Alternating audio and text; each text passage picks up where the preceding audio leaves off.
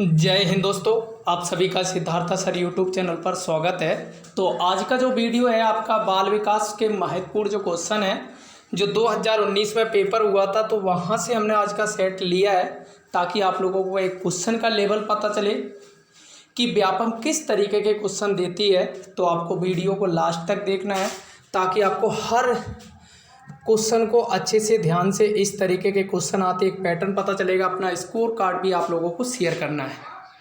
तो जो न्यू है वो यहाँ से सब्सक्राइब कर लीजिए, बेल बटन दबा दीजिए, अपने दोस्त फ्रेंड को लिंक को शेयर भी कर दीजिए, ठीक है। तो देखिए ये तुम्हारा जो पेपर है 16 फरवरी 2019 9:30 की शिफ्ट का है, मिडिल स्कूल यानी कि जो आपका लेवल 2 का। तो देखिए इस तरीके के क्वेश्चन आते हैं। तो चलिए देखिए आज के सेशन का बाल विकास का पहला क्वेश्चन है, बाल केंद्रित शिक्षा में मूल्यांकन का सबसे कम महत्वपूर्ण कारण है उन लक्ष्यों की ओर उनकी प्रगति की निगरानी करना, उनके अधिगम और विकास के लिए लक्ष्य निर्धारित करने में छात्रों की सक्रिय भागीदारी, किसी भी अंतराल को संबोधित करने का निर्धारण, मुख्य सामग्री ज्ञान और कौशल। तो क्या होना चाहिए मुख्य सामग्री और ज्ञान कौशल। तो मूल्यांकन का सबसे कम जो महत्वपूर्ण है वो आंसर क्या हो जाएगा आपका, यहाँ से 4 हो जाएगा करेक्ट, जो कि सही। क्वेश्चन नंबर सेकंड है, मानव जाति में अभिवृत्ति किस प्रकार से वितरित है। वितरण सामान, वितरण अस्त व्यस्तता वितरण विषय, वितरण विविधतापूर्ण। तो यानी कि किस प्रकार वितरित है, तो याद रखना है सामान यानी कि वितरण सामान। तो आंसर क्या हो जाएगा, यहां से आंसर हो जाएगा ए, जो कि करेक्ट।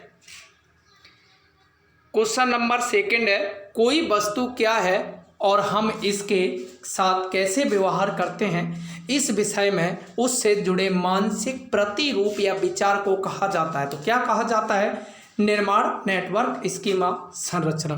तो इसको क्या कहते हैं, इसको कहते हैं स्कीमा। क्या कहते हैं, याद रखना है, इसको जो बोलते हैं स्कीमा। तो याद रखना आंसर हो जाएगा थर्ड, जो कि करेक्ट।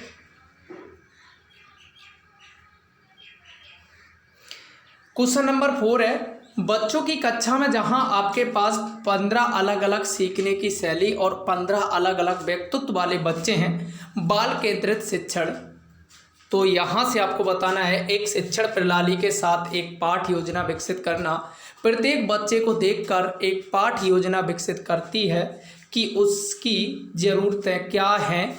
कक्षा की क्षमता के मद को लक्षित करते हुए एक पाठ योजना विकसित करना, एक पाठ योजना विकसित करती है जो सभी के लिए उपयुक्त है। तो आंसर क्या हो जाएगा, यहाँ से प्रत्येक बच्चे को देखकर एक पाठ योजना विकसित करती है कि उसकी ज़रूरतें क्या है। तो आंसर हो जाएगा आपका यहाँ से सेकंड। क्वेश्चन नंबर 5 है, प्रगतिशील शिक्षा के जनक के रूप में याद किए जाने वाले सिद्धांतकार हैं। तो बताइए, Friedrich Froebel, John Dewey, Jean पियाजे, ग्राहम गिब्स। तो आंसर जो हो जाएगा जॉन डुई। तो आंसर क्या हो जाएगा, यहाँ से जॉन डुई आंसर हो जाएगा करेक्ट, दूसरा। क्वेश्चन नंबर 6 है, पियाजे ने क्षमताओं और योग्यताओं का नाम दिया है स्कीमा, समायोजन, अहम केंद्र भाव या आत्मसातकरण। तो क्या दिया है, तो आंसर जो हो जाएगा, याद रखना है पियाजे ने जो क्षमताओं और योग्यताओं का को यह नाम दिया है उसका आंसर हो जाएगा स्कीमा। तो याद रखना आंसर हो जाएगा 6 का। क्वेश्चन नंबर है 7, अन्वेषण डिस्कवरी, यानी कि अन्वेषण को क्या कहते हैं, डिस्कवरी।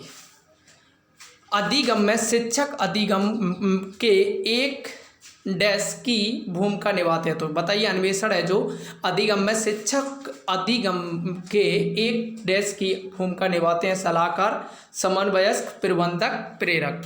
तो आंसर क्या हो जाएगा, याद रखना है समन्वयक आंसर हो जाएगा करेक्ट, यानी कि आंसर दूसरा हो जाएगा आपका करेक्ट है। तो क्वेश्चन नंबर है आपका 8, विशेष शिक्षा इससे संबंधित है प्रतिभाशाली बच्चों के लिए प्रशिक्षण कार्यक्रम, शिक्षकों के लिए प्रशिक्षण कार्यक्रम, प्रतिभाशाली लोगों के लिए शिक्षा, विकलांगों के लिए शैक्षणिक कार्यक्रम। तो आंसर जो हो जाएगा विकलांगों के लिए शैक्षिक कार्यक्रम आंसर हो जाएगा, जो कि आपका 4, जो कि करेक्ट।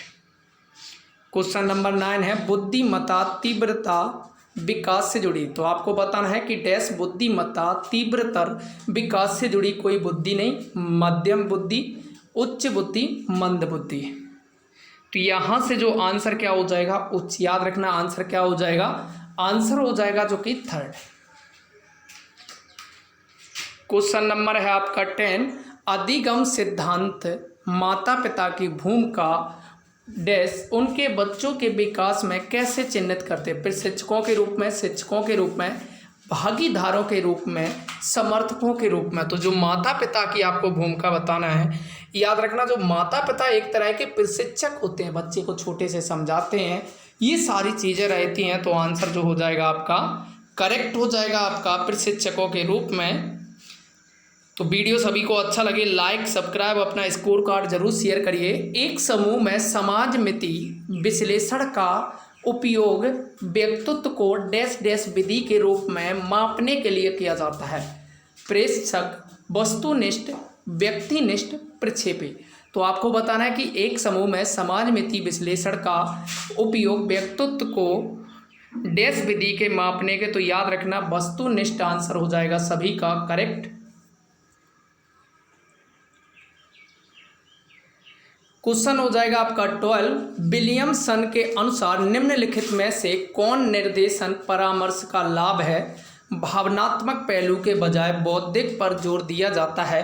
कुशल और आश्वस्त होने के लिए परामर्श लेने वाले का मार्गदर्शन नहीं करता है। परामर्श लेने वाले को निर्भर बनाना, पहल को दबाना।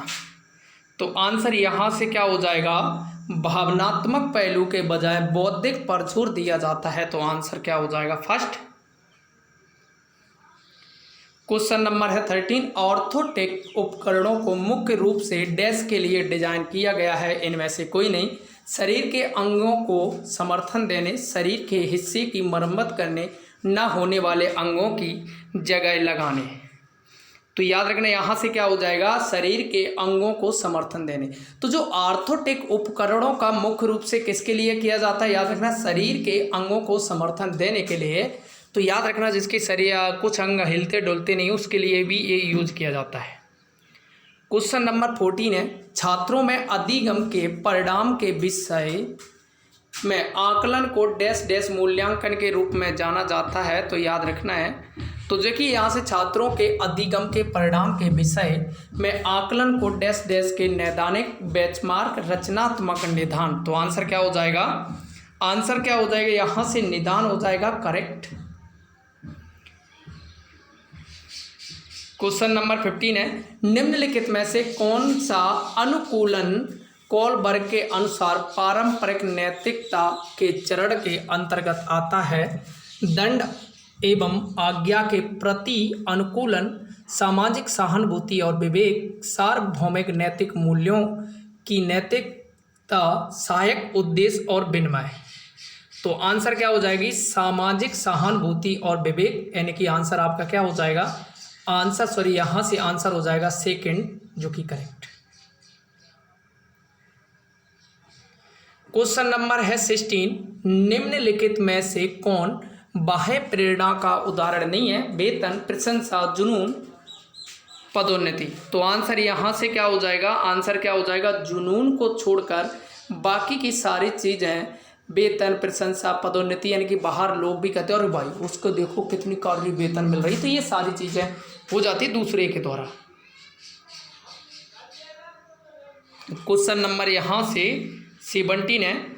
जब एक शिक्षक विद्यालय शिक्षा में विशेष आवश्यकताओं वाले बच्चों के मार्गदर्शन और परामर्श में व्यस्त रहते हैं, तो निम्न में से क्या सत्य है। शिक्षक का अपना व्यावसायिक विकास स्पष्ट, शिक्षक प्रोत्साहन, मान्यता, पदोन्नति पा सकते हैं। शिक्षक में मार्गदर्शन में छात्र अधिगम की प्रक्रिया में सुरक्षित और अधिक व्यस्त महसूस करेंगे।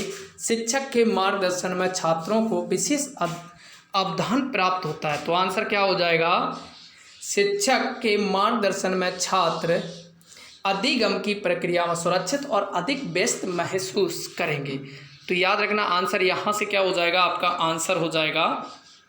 चलिए क्वेश्चन नंबर अगला है। निम्नलिखित में से कौन सा सिद्धांत इस समझ को संदर्भित करता है कि वस्तुएं तब भी मौजूद रहती हैं जब उन्हें देखा या अनुभव नहीं किया जा सकता है। संरक्षण, वस्तु स्थायित्व, मन का सिद्धांत, जीववाद। तो यानी कि आपको बताना है कि निम्न में से कौन सा सिद्धांत समझ को संदर्भित की जब वस्तुएं मौजूद रहती हैं जब उन्हें देखा या अनुभव किया जाता है। तो याद रखना इसको क्या कहते हैं, वस्तु स्थायित्व, मतलब एक जगह है। क्वेश्चन नंबर 19 है, प्रयत्न त्रुटि अधिगम के थर्नडाइक सिद्धांत ने डैश डैश के महत्व पर जोर दिया। प्रेरणा, पुरस्कार, प्रशंसा, दंड। तो आंसर यहाँ से क्या हो जाएगा, प्रेरणा। तो ये भी पूछा जाता है कि प्रयत्न और त्रुटि का अधिगम सिद्धांत है। तो याद रखना यहाँ से आपका थर्नडाइक, तो एक क्वेश्चन में 2 क्वेश्चन बन जाते हैं। अगला है, दंड और प्रोत्साहन डैश डैश के घटक हैं। व्यवहारवाद, डिजाइन आधारित अनुसंधान, मानवतावाद या संयोजकता सिद्धांत। तो आंसर यहाँ से जो हो जाएगा व्यवहारवाद सिद्धांत। तो फ्रेंड्स ये थे 20 क्वेश्चन, बाकी के आपको पीडीएफ मिल ही जाएगी। तो सभी लोग लाइक करिए, सब्सक्राइब करिए, अपने दोस्त फ्रेंड को शेयर करिए। वीडियो अच्छा लगा है, थैंक यू फ्रेंड्स, और स्कोर कार्ड ज़रूर शेयर करिए।